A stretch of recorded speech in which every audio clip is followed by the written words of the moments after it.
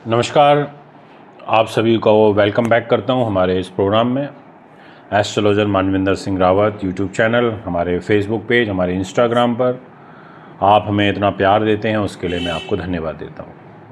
दोस्तों, जैसा कि आप सभी जानते हैं कि मैं आपको सन ट्रांजिट के बारे में सारी राशियों के अकॉर्डिंग नॉलेज देने की कोशिश कर रहा हूं कि आखिर इसका प्लैनेटरी इम्पैक्ट क्या है राशियों पर, वो मैं आपको बता रहा हूं।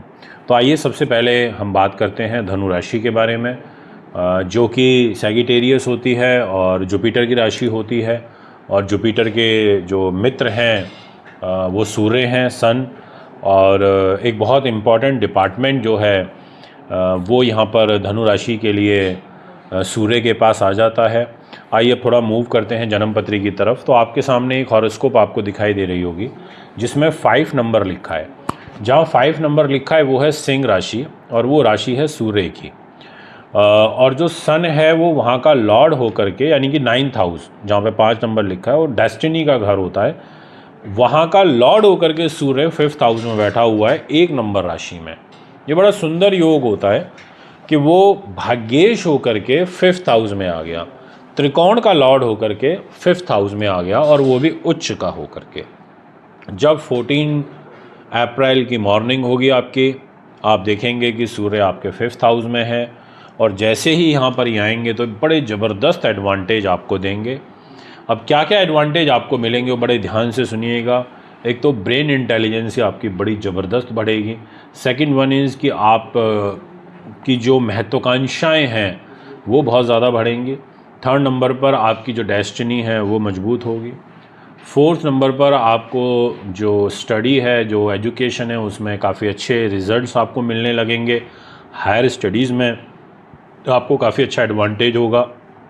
फिफ्थ नंबर पर अगर आप कोई कॉम्पिटिटिव एग्ज़ाम्स की तैयारी कर रहे हैं, ये 1 मंथ आपके लिए लिटरली बहुत फेवरेबल रहने वाला है, इसमें कोई किंतु परंतु नहीं है। इसके अलावा 6 नंबर पर आपके सोसाइटी के जो बड़े लोग होते हैं, जिनका एक रुतबा होता है, जिनकी एक अपनी एक प्रतिष्ठा होती है, ऐसे लोगों से आपके संपर्क बनेंगे, आपके रिलेशंस मेंटेन होने लगेंगे, आपको अच्छी अपॉर्चुनिटीज़ ऐसे लोगों से मिलने लगेंगी। फिर 7th नंबर पर आपका जो जितनी भी स्पिरिचुअल जगहें होती हैं, प्लेसेस होती हैं, वहाँ जाने का आपका मन करेगा, कोई धार्मिक प्रयोजन करने का आपका मन करेगा। आप इस तरीके के ग्रह योग यहाँ पर बनेंगे। 8th नंबर पर आपको थोड़ा सा ईगोइस्ट होने से बचना होगा, सेल्फिश होने से बचना होगा, ये भी मैं आपसे कहना चाहता हूँ, और ओवर कॉन्फिडेंस से भी आपको बचना होगा। बट ये योग लिटरली बहुत अच्छा है। आपको अपनी संतान की तरफ से कोई शुभ समाचार यानी कि गुड न्यूज़ भी मिलती हुई दिखाई पड़ रही है। इसके अलावा अगर मैं बात करूं कुछ और एडवांटेजेस की, तो मैं कहना चाहूँगा कि कुछ अकस्मात धन लाभ भी प्राप्त हो सकता है। धनु राशि के लिए सन ट्रांजिट वाकई बहुत अच्छा है। अब बात करते हैं, इसी को आगे कंटिन्यू करते हुए, मकर राशि। अब जहाँ मकर राशि की बात आती है, कैप्रिकॉर्न की, वहाँ थोड़ा सा मैं बोलने में कतराता भी हूँ। और वो उसका रीज़न ये है कि शनि की राशि है, और मैं एक नहीं कई सारी वीडियोज़ में बता चुका हूँ कि सैटर्न का और सन का बिल्कुल आपस में जमता नहीं है, जिस वजह से हर्डल्स आते हैं, परेशानी चुनौती फेस करनी पड़ती हैं, चैलेंजेस ज़्यादा आते हैं। और इनफैक्ट जो सन है उसके पास जो डिपार्टमेंट होता है मकर राशि के अकॉर्डिंग, वो भी कोई बहुत ज़्यादा पावरफुल नहीं होता। बट यहाँ पर क्योंकि ये उच्च के हो रहे हैं तो एक रिज़ल्ट यहाँ पर बड़ा अच्छा करेंगे। वो क्या, वो भी थोड़ी देर में आपको क्लियर हो जाएगा। आप देखें सामने एक डिस्प्ले की कुंडली में जहाँ 5 नंबर लिखा हुआ है वो है सिंह राशि, और उस 5 नंबर का जो घर है यानी कि 5 नंबर, उसको आयु का घर बोलते हैं और उसको गहरी खोज का भी घर बोलते हैं। अब उस घर की लॉर्डशिप सूर्य के पास है और वो 1 नंबर में जाके उच्च हो गया आपका प्रॉपर्टी के घर में। 1 महीने के लिए यहाँ पर ये मेष राशि में रहेगा, अब 4th हाउस के अंदर रहेगा। ऐसी सिचुएशन में आपको जो सबसे बड़ी यहाँ पर जो प्रॉब्लम, जो चैलेंज फेस करना पड़ेगा वो ये कि आपकी जो मदर है उनकी हेल्थ ख़राब रहेगी। आपको भूमि का और मकान का यानी कि प्रॉपर्टी से आपको गेन होगा।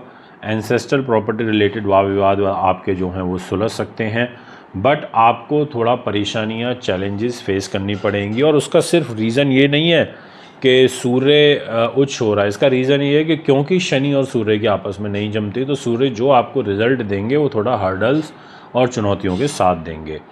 इसके अलावा आप को मन से तो स्ट्रांग बना ही देंगे, इसमें कोई दो राय नहीं है। अगर आप कोई नई चीज़ प्लान कर रहे हैं, कोई गाड़ी वाहन या ज़मीन जायदाद, तो आपके लिए अच्छा है। अगर आप पॉलिटिक्स में हैं, आपके लिए अच्छा है। अगर आप को जनता का प्यार यहाँ पर काफ़ी अच्छा खासा प्राप्त होगा, बड़े पदों पर बैठे हैं, अच्छा है। बट एक चीज़ को लेकर के मैं आपको बहुत क्लियरली अवेयर करना चाहूँगा, और वो ये है कि जो दृष्टि आ रही है सूर्य की, वो है तुला राशि पर, यानी कि 7 नंबर राशि के ऊपर इनकी दृष्टि का प्रभाव रहेगा, जिस वजह से ये एक तरीके से आपको गवर्नमेंट सेक्टर में जो लोग कार्यरत हैं और बड़े पदों पर स्पेशली बैठे हुए हैं, उनको थोड़ा ध्यान रखना है।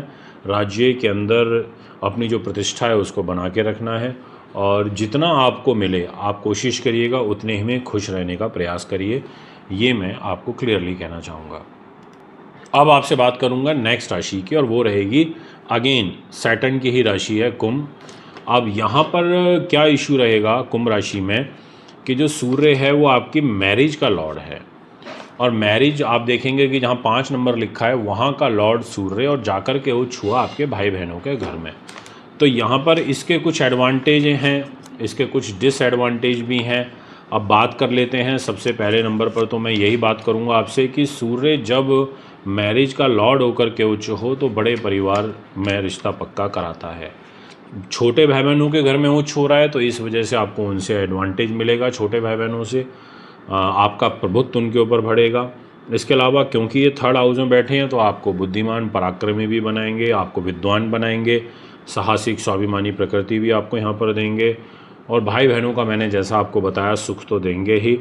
ये सारी चीज़ें आपके साथ में होंगी। उच्च प्रतिष्ठित मित्रों का संपर्क बनेगा, आपको देश विदेश में यात्राएं करने के जो अवसर हैं वो काफ़ी अच्छे प्राप्त होंगे। मैरिज लाइफ भी किसी बड़े बड़े घर परिवार में आपका रिश्ता हो सकता है, बट यहाँ पर थोड़ा संभल के चलना पड़ेगा, क्योंकि सूर्य जो है कुंभ राशि वालों के लिए बहुत ज़्यादा अच्छे रिजल्ट नहीं दे पाते हैं। ये चैलेंजिंग सिचुएशन को बराबर मेंटेन करके रखते हैं। तो यहाँ पर आपको, क्योंकि शनि की आप फ़िलहाल 7.5 से भी परेशान हैं, तो सैटर्न की पूजा करिए, वो आपके लिए बहुत कंपलसरी हो जाता है। और साथ में ओम गणेश सूर्याय नमः इस मंत्र का जाप करिए। अगर मैं आपसे नेक्स्ट राशि जो कि पाइसेस है, मीन राशि, उसके बारे में बात करूं तो मैं कहूँगा कि जो आपकी हेल्थ है, यानी कि 6th हाउस जहाँ 5 नंबर लिखा है वो है सूर्य का घर, वो है सिंह राशि। वहाँ का लॉर्ड होकर के जो सूर्य है वो आपके पैसे के घर में, आपके फाइनेंस के घर में, आपके 2nd हाउस में सूर्य विराजमान हो गए।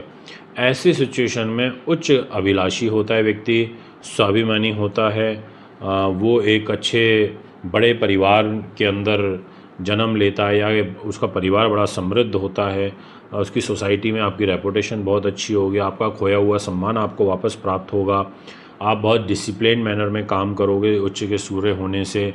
परिवार के लोगों के साथ जो आपसी जो आपका व्यवहार है वो ठीक रहेगा, बट क्योंकि हेल्थ के लॉर्ड होकर के उच्च हो रहे हैं तो बीमारी का खतरा, पेट का, आँखों का, हड्डियों का, हृदय का, इससे संबंधित परेशानियाँ आपको दुखी करेंगी, ये आपका योग दिखाई देता है। और स्पेशली आँखों से संबंधित तो थोड़ा सा ध्यान रखिएगा, क्योंकि खुद आपकी राशि में भी राहु चल रहे हैं, खुद आपकी राशि में भी शनि चल रहे हैं। अभी शनि की 7.5 का भी इम्पैक्ट आपकी लाइफ में चल रहा है। मार्स जो है वो भी आपका नीच का होकर के ट्रांजिट कर रहा है, वो भी आपके माइंड पर, आपके बच्चों के घर में, तो उधर से भी आपको परेशानी, कष्ट आ रहा है।